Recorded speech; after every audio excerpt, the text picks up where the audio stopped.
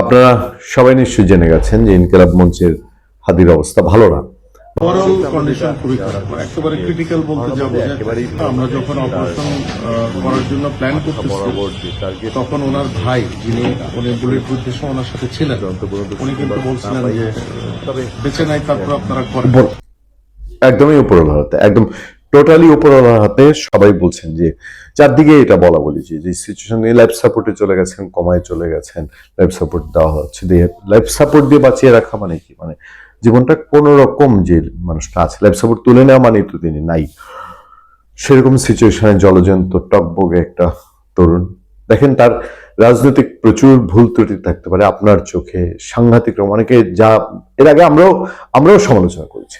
বিশেষ করে তিনি যখন ৭১কে ২৪ দিয়ে ঢাকতে চেয়েছেন, এই ঘটনার সমালোচনা করেছি। বাট আজকে এই বিন্দুতে এসে এখানে বাংলাদেশে কেন একজন মানুষ, মানব মানব যে শব্দটা, সেই সেই মানবাত্মার অধিকারী একটা মানুষ, সেই জায়গায় আসলে অন্য কিছু আমরা খাটাতে চাচ্ছি না। আপনারা যারা রাজনীতি করেন, রাজনীতির চোখে রাজনীতি দেখতে পারেন, সেই জায়গায় আমাদের কোনো সে নাই। কিন্তু এই মানুষটি একটা জলজন্ত তরুণ, দেখছি টেলিভিশনে কথা বলে, সোশ্যাল মিডিয়ায় কথা বলে, সভা সমাবেশ করে। আপনারা যারা সোশ্যাল মিডিয়ায় অনেক কিছু বলেন আমাদের লাইভ চলাকালীন, আমরা শুধু বলবো যে কখনোই এই ধরনের এই অপকাণ্ড, এ ধরনের বা কোনো অপঘাতের ঘটনা, বা যেখানে দেখছেন যে একেবারেই সন্ত্রাসীরা পিস্তল উঁচিয়ে দিনের দুপুরে রাজনীতিক মেরে ফেলছে, আজকে এই ঘটনায় কোনোভাবে সমর্থন বা আপনার ক্ষোভকে যদি ঢালেন যে এরকম ছিল সেরকম ছিল, আমার মতাদর্শকে সেই ভয়ে আঘাত করেছে, তাহলে একদিন এই শো আপনার প্রতিও ফিরে আসতে পারে। যাক, আমরা এই জ্ঞান দিতে আপনাদেরকে বসিনি। হাদির সবশেষ আমরা অসমর্থিত সূত্রে যেটা পেয়েছি, তার দুবার কার্ডিয়াক অ্যারেস্ট হয়েছে বা এরকম প্রচারণ, এরকম খবরও বিভিন্ন সূত্র থেকে পাওয়া যাচ্ছে, এবং ডাক্তাররা যান প্রাণ চেষ্টা করছেন। এটার প্রতিফলনই হচ্ছে তাকে আপনার ঢাকা মেডিকেল হসপিটাল থেকে নেওয়া হয়েছে আপনার সেই এভার কেয়ার হাসপাতালে। সবশেষ খবরগুলো যেগুলো আসছে সেগুলো হচ্ছে যে সাপ্তাহিক ছুটির দিন শুক্রবার জুমার নামাজের পরে তুলনামূলক ফাঁকা রাস্তায় একটা দুইটা গাড়ি চলছে। হঠাৎ গুলির শব্দে আতঙ্কিত হয়ে পড়েন আশপাশের লোকজন। এ সময় ভেসে আসে বাঁচাও বাঁচাও বলে একজনের চিৎকার। ব্যাটারি চালিত রিক্সা থেকে চিৎকার করছিলেন তিনি। তার রিক্সাটি থামানো হলে দেখা যায় গুলিবিদ্ধ ব্যক্তির মাথা ও কান থেকে রক্ত গড়িয়ে রাস্তায় পড়ছে।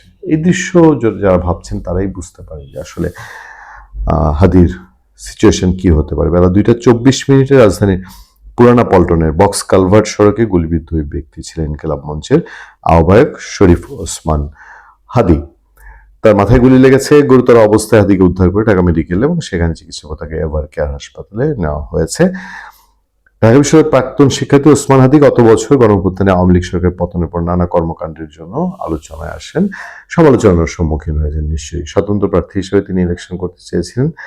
দুপুরে চলন্ত অটোরিকশায় বসে থাকা অবস্থায় হাদিকে যখন গুলি করা হয়, সে সময় ওই রাস্তার পাশে ফুটপাতে দাঁড়িয়েছিলেন সাজ্জাদ খান নামের এক ব্যক্তি। তার সামনেই ওসমান হাদিকে যেভাবে গুলি করা হয়েছে সেই ঘটনার বর্ণনা তিনি তুলে ধরেছেন, এবং সেটাই আমি আপনাদেরকে জানাতে চাই। তিনি ঘটনাস্থলের পাশে একটি ভবনে চাকরি করেন। পুরানা পল্টনের বক্স কালভার্ট সড়কে বাইতুস সালাহ জামে মসজিদের জুমার নামাজ শেষে বেরিয়ে তিনি মসজিদের উল্টো দিকে ডক্টর টাওয়ার নামের একটি বহুতল ভবনের সামনে ফুটপাতে দাঁড়িয়েছিলেন। এ সময় তার পরিচিত অপরিচিত অনেকেই ফুটপাতে ছিলেন। এই সাজ্জাদ খান তিনি বলছেন, ওসমান হাদি ফকিরাপুলের দিক থেকে একটি ব্যাটারি চালিত রিকশায় চড়ে পশ্চিম দিকে বিজয়নগরে যাচ্ছিলেন। রিকশায় তার পাশের আসনে আরেকজন ছিলেন। একটি মোটরসাইকেলে দুই ব্যক্তি ওই অটোরিকশার পিছু নিয়ে তাদের অনুসরণ করছিলেন। মোটরসাইকেলের পেছনে বসা ব্যক্তির গায়ে কালো একটি চাদর ছিল, ওই চাদর দিয়ে তার হাত দুটি ঢাকা ছিল। তাদের মোটরসাইকেল অটোরিকশার বরাবর এলে পেছনে বসা ওই ব্যক্তি একটি অস্ত্র বের করে খুব কাছ থেকে চলন্ত রিকশায় থাকা হাদিকে লক্ষ্য করে গুলি করেন। মুহূর্তের মধ্যে ঘটনা ঘটিয়ে তারা মোটরসাইকেল করে বিজয়নগরের দিকে চলে যায়। গুলির শব্দে রাস্তায় থাকা লোকজন তারা কিংকর্তব্য এবং বাঁচাও বাঁচাও চিৎকার করতে থাকে। পর্যায়ে রিকশাটি থামানো হলে পরে দেখা যায় যে হাদি এই অবস্থা। এসব নিয়ে আমরা তার ভিডিও ফুটেজ ধরেও কথা বলেছি। একটা কথাই শুধু বলা যে এই যে জীবন মৃত্যুর সন্ধিক্ষণে থাকা হাদি নির্বাচনের প্রার্থী এবং তফসিল ঘোষণা হয়েছে, এই ঘটনা অনেক কিছুর ইঙ্গিত দিচ্ছে যে বাংলাদেশে আগামী নির্বাচন এই একটা অনির্বাচিত এবং তুলনামূলক দুর্বল সরকারকে দিয়ে কতটা চ্যালেঞ্জে ফেলবে। আমরা এর আগে গতদিন আমরা তফসিল ঘোষণার পরে আমরা একটা শো করেছিলাম, লাইভ শো। সেই শোতে আমরা হেডলাইন করেছিলাম যে এই নির্বাচনে কোনো ঝুঁকি আছে কিনা। কারণ আমরা রেফারেন্স ছিলাম যে গণ অধিকার পরিষদের রাশেদ খান যখন বলছেন যে আওয়ামী লীগ নাকি এই নির্বাচনে 50 প্রার্থীকে টার্গেটেড কিল করতে চায়।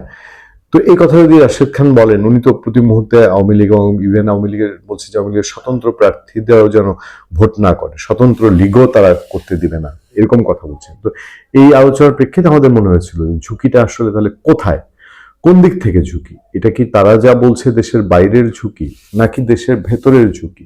মানে হোয়াই হাদি এরকম টার্গেট, মানে এটার পেছনে তো আরো কিছু নিশ্চয়ই কারণ আছে। ভালো থাকবেন, সুস্থ থাকবেন। আপনার সাথে আমি আতিক রহমান।